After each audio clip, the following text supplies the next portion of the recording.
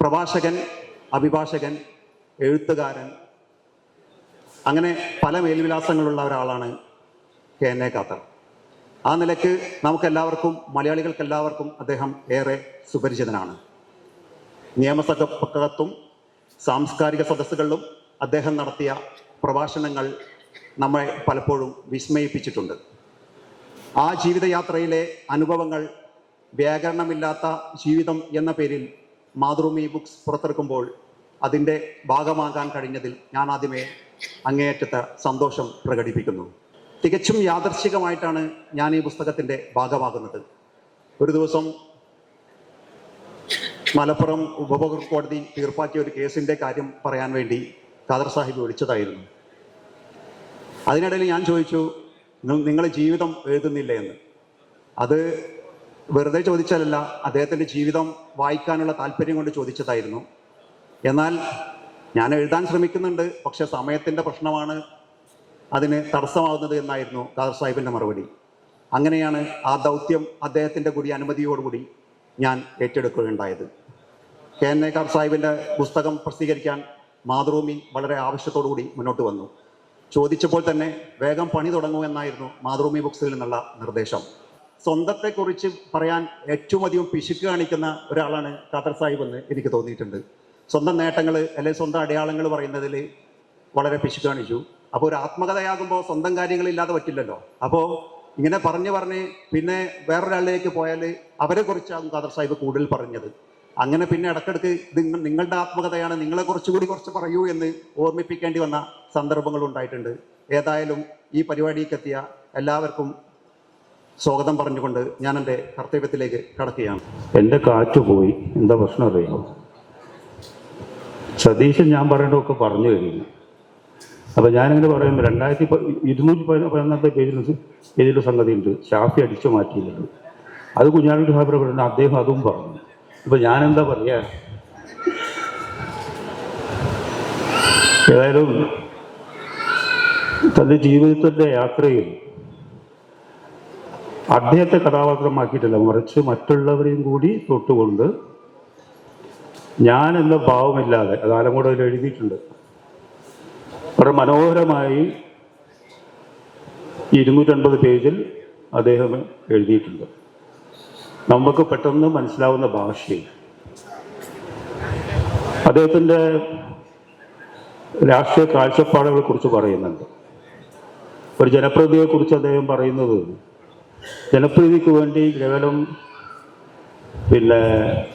കല്യാണ വീടുകളിലും മരണ വീടുകളും പോലല്ല, മറിച്ച് നാടിൻ്റെ പൊതുനന്മയ്ക്കായി ഒരു ജനപ്രതിനിധി പ്രവർത്തിക്കുക, MLA എന്ന നിലയ്ക്ക്. അത് നിയമനിർമ്മാണമായാലും ശരി, നാടിൻ്റെ പൊതുകാര്യങ്ങൾക്ക് വേണ്ടി കൂടുതൽ സമയം ചെലവഴിക്കണം എന്നുള്ളതാണ് അദ്ദേഹത്തിൻ്റെ ഒരു കാഴ്ചപ്പാട്. അതുപോലെ തന്നെ ചെറുപ്പക്കാർ രാഷ്ട്രീയത്തിലേക്ക് വരണമെന്നും അവർക്ക് വഴിമാറി കൊടുക്കുന്നതിൻ്റെ ആവശ്യകതയെക്കുറിച്ചും അദ്ദേഹം ഇതിൽ പറയുന്നുണ്ട്.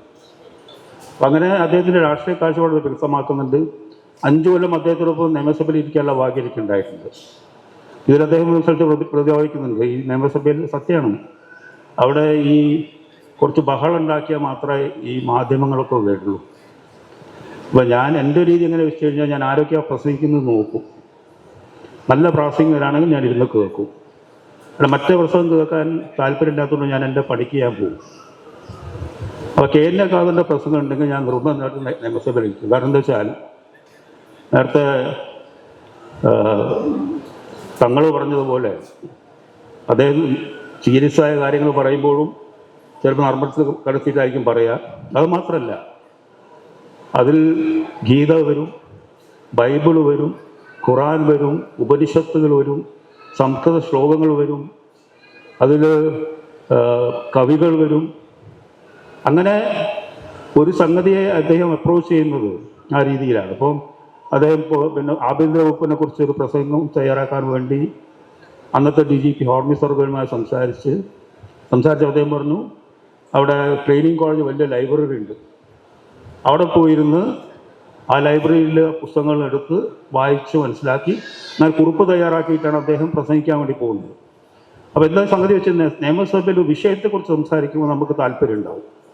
സാധാരണ രാഷ്ട്രീയ പ്രസംഗം പോലെ ആയിക്കഴിഞ്ഞാൽ അത് വിരസമായി പോകും. അപ്പോൾ ഞാൻ അത് ചെയ്തിട്ടുള്ളത് നല്ല പ്രസംഗമാണെന്നുണ്ടെങ്കിൽ അത് മാതൃഭൂമിയിൽ വരുത്താൻ വേണ്ടി ഞാൻ കഴിയുന്നത്ര ശ്രമിച്ചിട്ടുണ്ട്. അത് ഞാൻ പറയും. ചില ആൾക്കാരുണ്ട്, അവർ സംസാരിക്കുമ്പോൾ പിന്നെ നിങ്ങളുടെ ജില്ലക്കാരനായിരുന്ന ആര്യാടൻ മുഹമ്മദ്, കുഞ്ഞാലിക്കുട്ടി സാഹിബ്, അതുപോലെ അതിനെ കുറിച്ച് മാണി സാറ്, TN ജേക്കബ്, അങ്ങനെയുള്ള കുറേ പ്രഗത്ഭരായ ആൾക്കാരുണ്ട് പ്രസംഗിക്കുന്ന, രവീന്ദ്രനാഥ്, അവരുടെ പ്രസംഗത്തൊക്കെ നമുക്ക് ധാരാളം പഠിക്കാനുണ്ട്. അതുപോലെയാണ് KN ഖാദറിൻ്റെ കാര്യത്തിൽ അദ്ദേഹം എങ്ങനെ കമ്മ്യൂണിസ്റ്റായി എന്നും നാടകമാണ് ഇതിൻ്റെ ഒരു പ്രചോദനമായത്, പിന്നീട് എങ്ങനെ ലീഗിലേക്ക് വന്നതൊക്കെ ഇവിടെ ബഹുമാനപ്പെട്ട സതീശനോട് പറഞ്ഞു കഴിഞ്ഞു. അങ്ങനെ ഒരു സിനിമയിൽ അഭിനയിച്ചിട്ടുണ്ട്, നസീറിൻ്റെ കൂടിയും മമ്മൂട്ടിൻ്റെ കൂടിയും.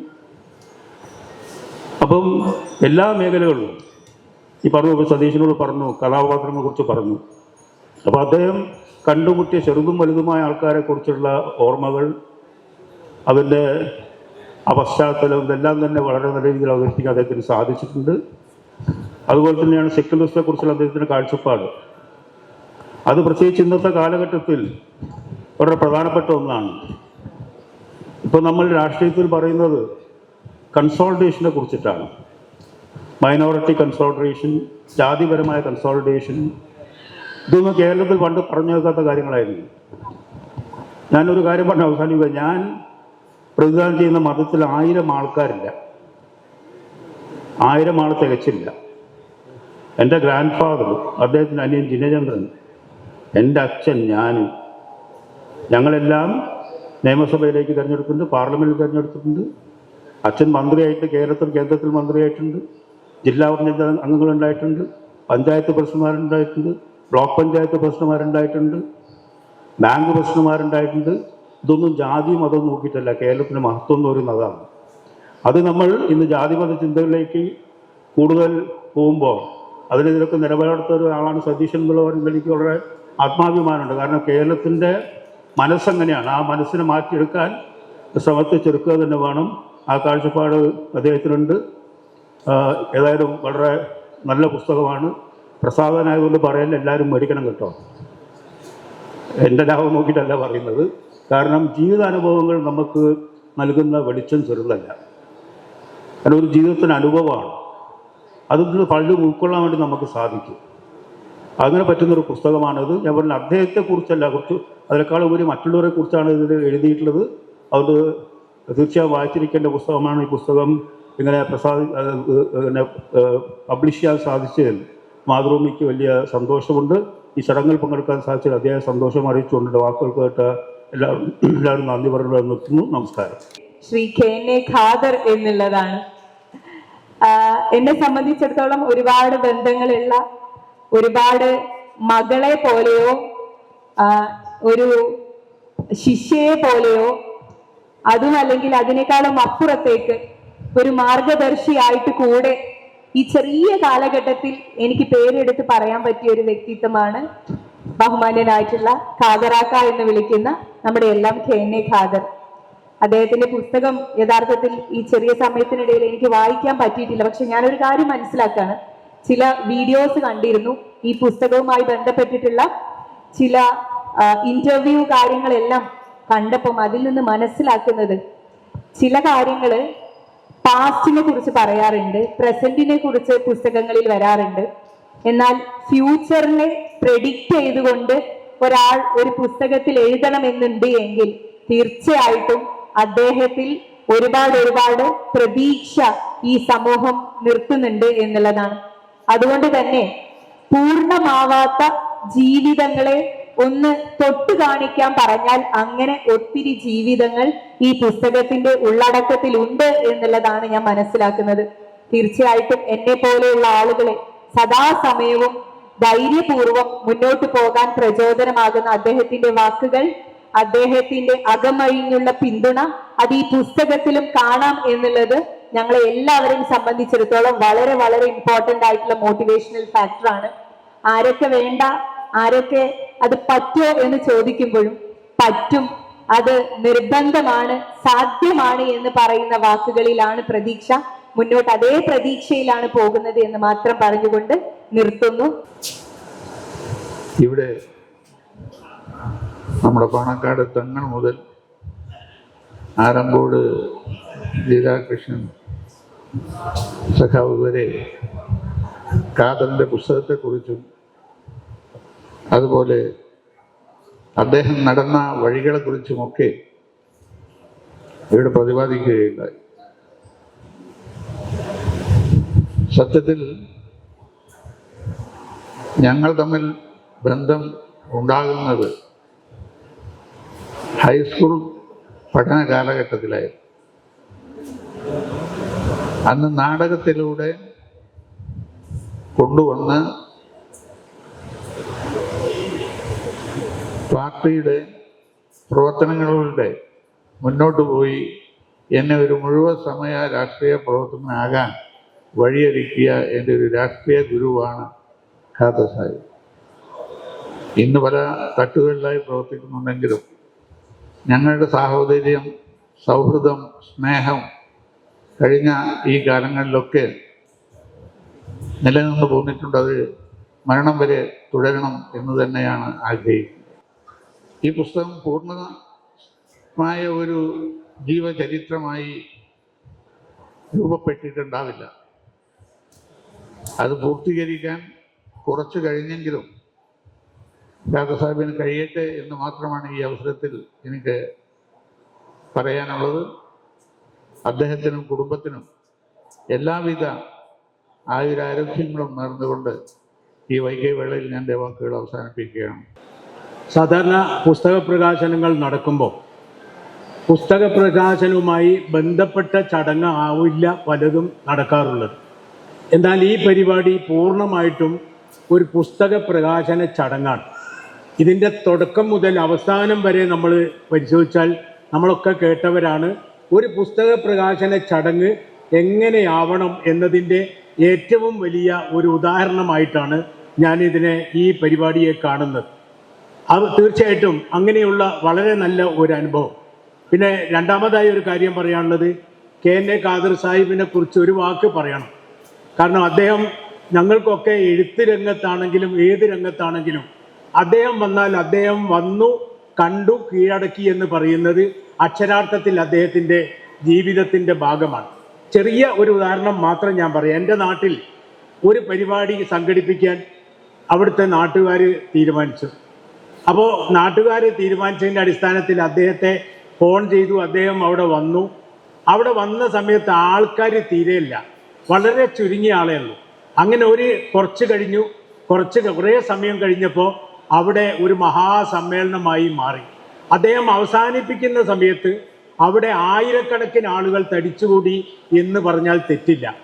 ഏതൊരു ചെറിയ ജനസമൂഹത്തെയും വലിയ ജനസമൂഹമാക്കി മാറ്റാനുള്ള അദ്ദേഹത്തിൻ്റെ പ്രസംഗ വൈഭവം അത്ഭുതകരമാണ്. മുൻ മുഖ്യമന്ത്രി AK ആന്റണി പറയുകയുണ്ടായി, നിയമസഭയിൽ പലരും പ്രസംഗിച്ചത് ഞാൻ കേട്ടിട്ടുണ്ട്, എന്നാൽ KN ഖാദറിൻ്റെ പ്രസംഗത്തിന് മാത്രമാണ് എനിക്കൊരു അഭിപ്രായം പറയാനുള്ളത്. അദ്ദേഹത്തിൻ്റെ പ്രസംഗത്തിന് ടിക്കറ്റ് വെച്ച് നടത്തണം. സുഹൃത്തുക്കളെ, എല്ലാവരും മറുപടി പ്രസംഗത്തിനായി കാത്തിരിക്കുമ്പോൾ ശരിക്കൊരു ആശംസക്ക് വലിയ പ്രസക്തിയൊന്നുമില്ല. പിന്നെ പുസ്തകം വളരെ നന്നായി സതീശൻ സാർ ഇവിടെ പരിചയപ്പെടുത്തി. എനിക്ക് തോന്നുന്നത് പുസ്തകം വാങ്ങിയ ആദ്യത്തെ ഒരു 10 പേരിൽ ഒരാൾ ഞാനായിരിക്കും എന്നുള്ളത് തന്നെയാണ്. വായിച്ചപ്പോൾ വളരെ നല്ലൊരു വായനാനുഭവം, ഒരു കഥ വായിക്കുന്ന പോലെ നമുക്ക് കാണാം. വടക്കേ മണ്ണ എന്ന ചെറിയ ഗ്രാമം, ആ ഗ്രാമത്തിലുള്ള തട്ടാൻ്റെ പേര്, പലചരക്കടക്കാരൻ്റെ പേര്, അതേപോലെ വൈദ്യരുടെ പേര്, അങ്ങനെ ആ ഗ്രാമത്തിൽ നിന്ന് ഉയർന്നു വന്ന ഒരു പ്രതിഭ പിന്നീട് കേരളം മുഴുവൻ അറിയപ്പെടുന്ന, കേരളത്തിന് അപ്പുറത്തേക്കും കടന്നു ചെല്ലുന്ന ഒരു ഫെയിമായി മാറുന്ന KN ഖാദർ സാഹിബിൻ്റെ പുസ്തകം തീർച്ചയായും എല്ലാവരും വായിക്കണം. നമ്മൾ അദ്ദേഹത്തെ കാണുന്നത് ഒരു സൈദ്ധാന്തികനായിട്ടാണ്. LEPയുടെ പ്രസിഡന്റ് കൂടിയായ അദ്ദേഹത്തെ നമ്മൾ ഇൻ്റലക്ച്വൽ തിങ്ക് ടാങ്ക് എന്നാണ് വിശേഷിപ്പിക്കാറുള്ളത്. പക്ഷേ അദ്ദേഹത്തിൻ്റെ പേഴ്സണാലിറ്റിയുടെ പല മുഖങ്ങൾ ഈ പുസ്തകത്തിലൂടെ കടന്നു വരുന്നു. ഏറെ സന്തോഷം നൽകുന്ന ഒരു ചടങ്ങിലാണ് നമ്മളെല്ലാവരും സംബന്ധിച്ചുകൊണ്ടിരിക്കുന്നത്. പ്രിയപ്പെട്ട അഡ്വക്കേറ്റ് KN ഖാദർ സാഹിബ് തൻ്റെ ജീവിതം പൊതുസമൂഹത്തിന് മുമ്പിൽ സമർപ്പിക്കാനായി തയ്യാറാക്കിയിട്ടുള്ള അദ്ദേഹത്തിൻ്റെ ജീവചരിത്രം, അതിൻ്റെ പ്രകാശന ചടങ്ങ് അത്യധികം മനോഹരമായിരുന്നു എന്ന് നമ്മളെല്ലാവരും ഓർക്കുകയാണ്. അദ്ദേഹത്തെ കുറിച്ച് സംസാരിച്ച എല്ലാ വിശിഷ്ടാതിഥികളും ഊന്നി പറഞ്ഞ ഒരുപാട് കാര്യങ്ങളുണ്ട്. എല്ലാ മേഖലകളിലും അദ്ദേഹത്തിൻ്റെ വൈദഗ്ധ്യം, അദ്ദേഹത്തിൻ്റെ അറിവ്, അത് പ്രകടിപ്പിക്കുവാനുള്ള, അവതരിപ്പിക്കാനുള്ള അദ്ദേഹത്തിൻ്റെ പ്രത്യേകമായ കഴിവ് എല്ലാം ഇവിടെ പ്രതിപാദിക്കപ്പെട്ടു.